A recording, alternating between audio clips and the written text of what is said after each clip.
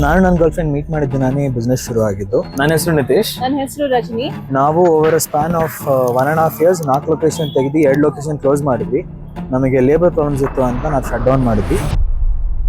ನಾನು ಈ food truck ನ ಸ್ಟಾರ್ಟ್ ಮಾಡಿ ಅರೌಂಡ್ 1.5 years ಆಗಿದೆ. And I started purely by passion. ನಾನು ಆಕ್ಚುಲಿ ಮುಂಚೆ ಕೆಲ್ಸಕ್ಕೆ ಸೇರ್ಕೊಂಡಿದ್ದೆ and I did it for around 7 to 8 months. ನಾನು ತುಂಬಾ ಪ್ಯಾಷನ್ ಇತ್ತು ಸ್ಕೂಲಿಂದಾನು. ನಾನು ಸ್ಕೂಲಲ್ಲೆಲ್ಲ ಹೋಮ್ ಬಿಸ್ನೆಸ್, ಹೋಮ್ ಬೇಕರಿ ಇಟ್ಕೊಂಡು ನಾನು ಅದನ್ನ ಆರ್ಡರ್ಸ್ ಏನಾದ್ರು ಬಂದ್ರೆ ಕೊಡ್ತಾ ಇದ್ದೆ. And now I want to start it completely as a food truck. ಸದ್ಯಕ್ಕೆ we are a staff of 4 people. ಮತ್ತೆ ನಮ್ಮ 5 years ಅಲ್ಲಿ ಪ್ಲಾನ್ ಏನಿದೆ ಅಂದ್ರೆ we plan to open a cafe. ಮತ್ತೆ ನಮ್ಮ ಮೇನ್ ಮೋಟಿವ್ ಬಂದು ಕಾಲೇಜ್ ಮಕ್ಕಳನ್ನ ಎಂಪ್ಲಾಯ್ ಮಾಡೋಕ್ಕೆ. After college they can come work for us for part time or full time basis. ಮತ್ತೆ we want to make a revenue of 5 to 10 lakhs per month once we open a cafe. ಸದ್ಯಕ್ಕೆ the revenue this truck and the other cart generates is around 1 to 1.5 lakhs. ಮತ್ತೆ around 750 to 900 transactions. ಮತ್ತೆ ನಮ್ಮ investment cost ನೋಡಿದ್ರೆ 2 lakhs and kitchen equipments ಅದಕ್ಕೆಲ್ಲ ಕೊಟ್ಟಿರೋದು 4 lakhs.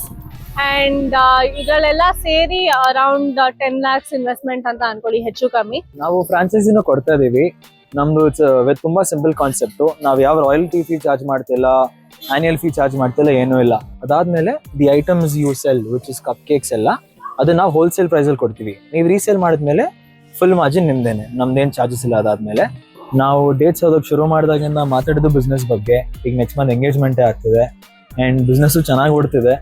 ನಾನು ಈ generation ಏನು ಟಿಪ್ಸ್ ಕೊಡ್ತೀನಿ ಅಂದರೆ, ನಿಮ್ಮ ಪಾರ್ಟ್ನರ್ನ ಹುಷಾರಾಗಿ ಚೂಸ್ ಮಾಡ್ಕೊಳ್ಳಿ. ನಿಮ್ಮ ಥರನೇ ಯೋಚನೆ ಮಾಡಿ, ನಿಮ್ಮ ಥರನೇ ಜೀವನ ಸಾಗಿಸ್ಬೇಕಂದ್ರೆ ಹುಡುಕೊಳ್ಳಿ.